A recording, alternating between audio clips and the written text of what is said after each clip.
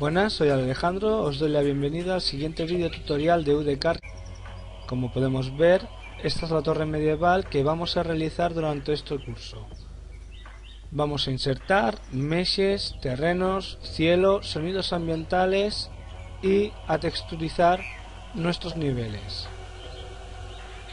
Presionamos escape, salimos del modo de tasteo y podemos visualizar el mapa completo del nivel, de cómo va a ser o pretendemos que sea cuando finalicéis estos videotutoriales. Vamos a generar un archivo nuevo. Vamos a comenzar por agregar la base de nuestra torre. Para ello usaremos el cilindro.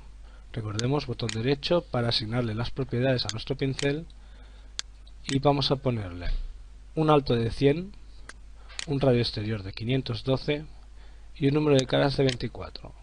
En este caso, Inner Radius y Hollow no los vamos a tener en cuenta.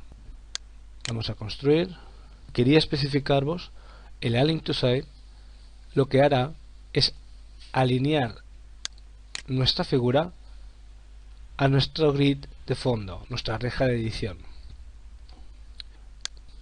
Como podemos ver, en cada ventana de visualización tenemos nuestra figura centrada a la rejilla, pero centrada desde el centro del pincel. Eso nos provocará a veces, como podemos observar, que no esté perfectamente alineada las alturas a nuestra rejilla. Entonces, ¿qué problemas nos puede provocar esto? Muy simple.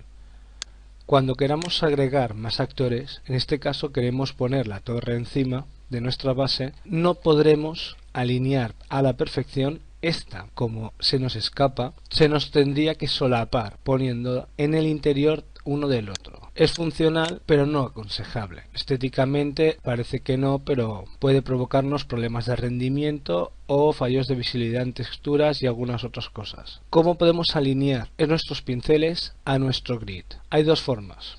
Una sería modificar los altos, anchos, respectivamente con el uniforme, ir deformando nuestra figura hasta que encajara a nuestro grid.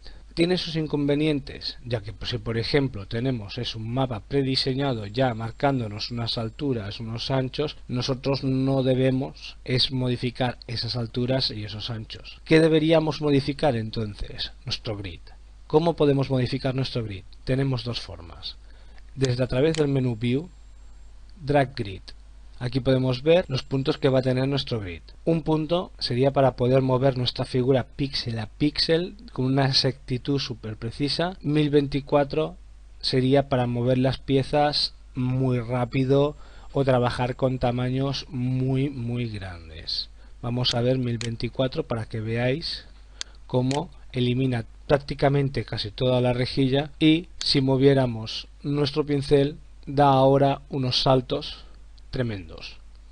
Muy útil para mover las cosas rápidamente de un lado a otro en nuestro nivel, pero poco para alinear, depende cómo, cierto tipo de cosas. Otro modo de modificar nuestra rejilla es a través del Change Drag Grid. En la barra inferior que vemos que tenemos el mismo menú de valores. Para trabajar los saltos que estamos usando ahora mismo, los 100 que hemos puesto a nuestra base, pondremos una rejilla de 4 y veremos cómo deja aún está descentrada, pero ya tenemos el tamaño de píxeles encuadrado a 100.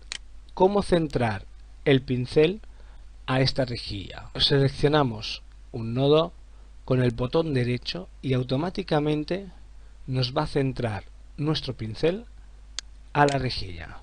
Como podemos ver, esta vez tenemos alineado el superior, los laterales y la inferior.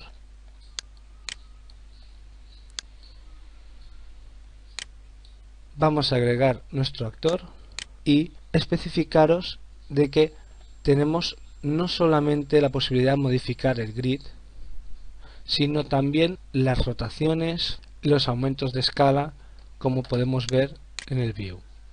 Drag es nuestra rejilla, Rotation Grid es el porcentaje en el que queremos que vaya rotando. Si pusiéramos 90, nos hará giros de 90 grados directamente. Muy útil para rotar, por ejemplo, paredes si las queremos que sea perfectamente en ángulos de 90 grados. Y el Scale Grid para aumentar o reducir el tamaño con más exactitud.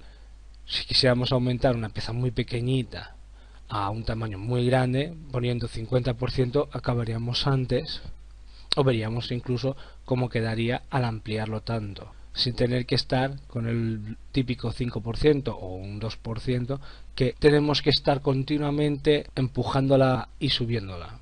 Otra de las cosas que tenemos es el autosave, el cual nos va a ir almacenando, nos dice que podemos ir teniendo un autoguardado de mapas y de contenido de paquetes. Los paquetes son los que se nos guardan en nuestra librería.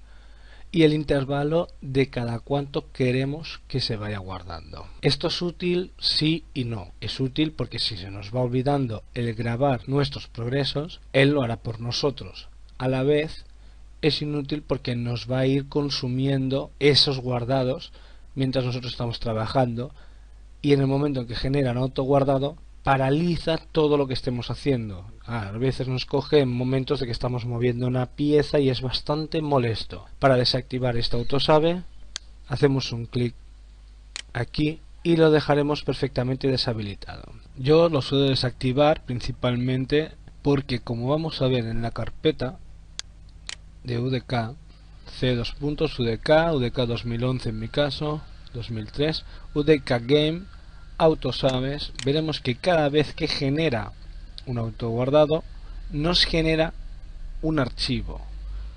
Claro, depende con lo que estemos trabajando. Estamos hablando de tamaños muy pequeños, no vamos a apreciar consumo de memoria física de nuestro PC, pero si estamos empezando a trabajar con mapas mucho mayores, el problema puede sernos muy grave, ya que podemos pasar de 200 megas a gigas en un momento, y en un par de días tener a la carpeta de UDK ocupándonos una mayoría de espacio exagerada. Esos archivos se pueden ir borrando, por supuestamente. Entonces, todos los que tengáis el autosaves siempre activo, recomiendo ir pasando por la carpeta de autosaves e ir eliminando para no consumir la memoria de vuestro disco duro. De momento vamos a parar aquí y en el próximo capítulo continuaremos con la edición de nuestra torre. Gracias y hasta el próximo vídeo.